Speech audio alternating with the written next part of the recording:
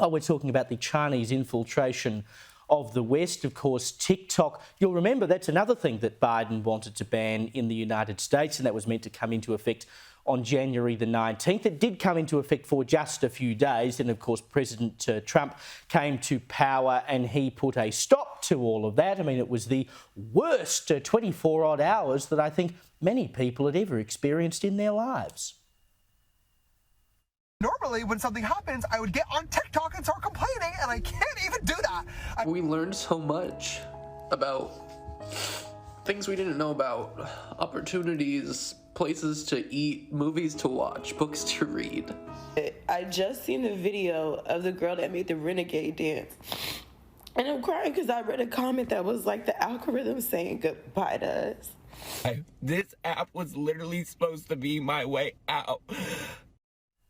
So sad. Now, of course, the deal was that if TikTok wanted to avoid, or ByteDance, which is the parent company of TikTok wanted to avoid being banned in the United States, they had to divest TikTok that was being used in the United States. So therefore, it wouldn't be linked to China and then data wouldn't be sent back to the CCP. Trump said, look, we'll put a 3-month stay on this and we'll try to come to an agreement where 50% of TikTok is owned by the United States. That came up in March and he then extended it again. And so it will come up on June the 19th in just 2 days. There still has been no sale of any part of TikTok. Now, Donald Trump has said tonight that he thinks he will probably extend the deal again so they can try to find a buyer. But as far as I'm concerned, TikTok has had far more time than it was originally offered to get this done. They have not been able to sell it off. I don't think they have any interest in selling it off because China thinks it's far more valuable to own a service like TikTok because it gives us all this data on the people who are using it.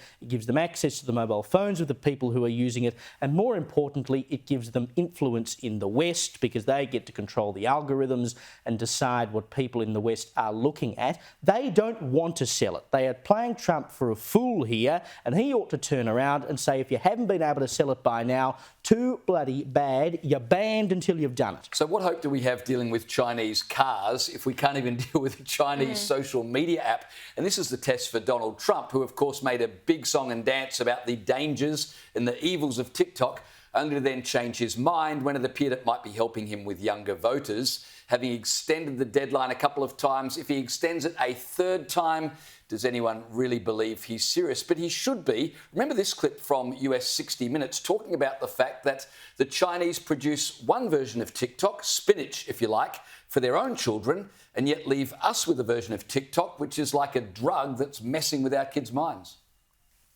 If you're under 14 years old, they show you science experiments you can do at home, museum exhibits, patriotism videos, and educational videos. And they also limit it to only 40 minutes per day. Now, they don't ship that version of TikTok to the rest of the world. So it's almost like they recognize that technology is influencing kids' development, and they make their domestic version a spinach version of TikTok, while they ship the opium version to the rest of the world.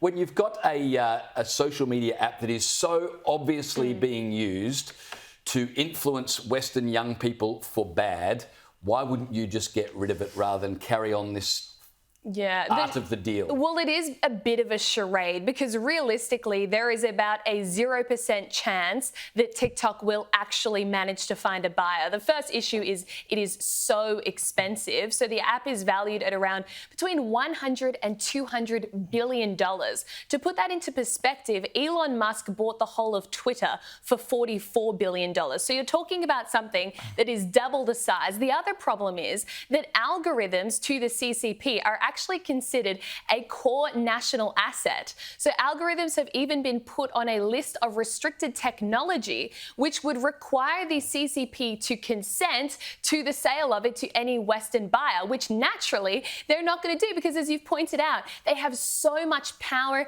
and influence in the Western world through these algorithms. And then you have the other factor of that there are simply no Western companies technologically able to run TikTok. Microsoft has tried and backed down.